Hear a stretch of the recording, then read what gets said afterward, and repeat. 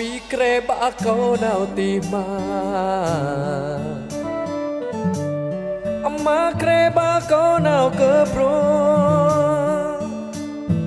tít lông rong mi đã bị đi mi là tít lông rong ma siar mom at từng tru dân vui bù giờ chim cất lẻ từng tru dân bang tia từng đĩa tang xếp tru dân vui tia sang bi ấp xếp tru dân bang lăn la big đang đi bộ bao chi rừng lốt tia pa e lấy bố kia kia là tới đây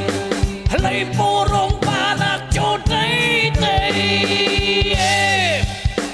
lấy bố lấy bố lấy bố lấy bố đâm rê đang lang diệt rồi đâm rê đang bồ diệt ra đâm rê cái nàng khuất ô đâm rê nạc cho trái ngút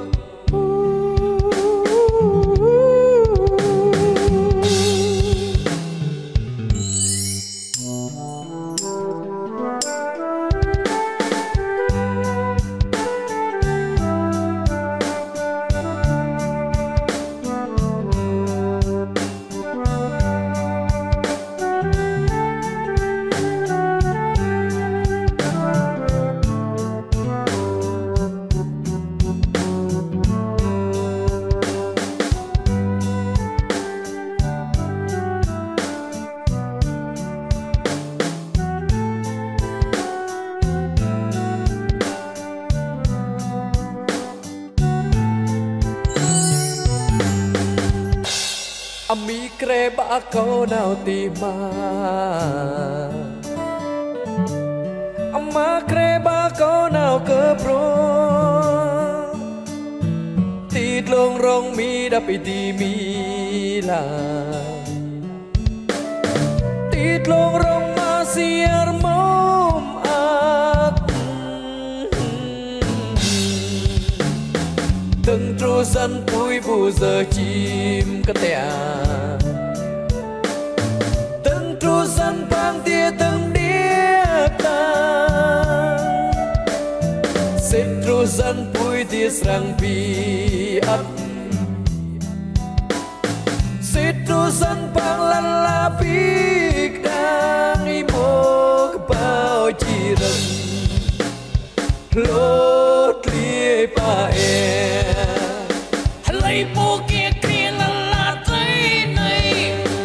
lấy bố rong ba là chỗ đây đây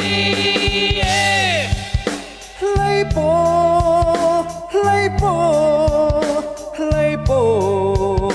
lấy bố đâm rê đang lang diệt rồi đâm rê đang bồ diệt ra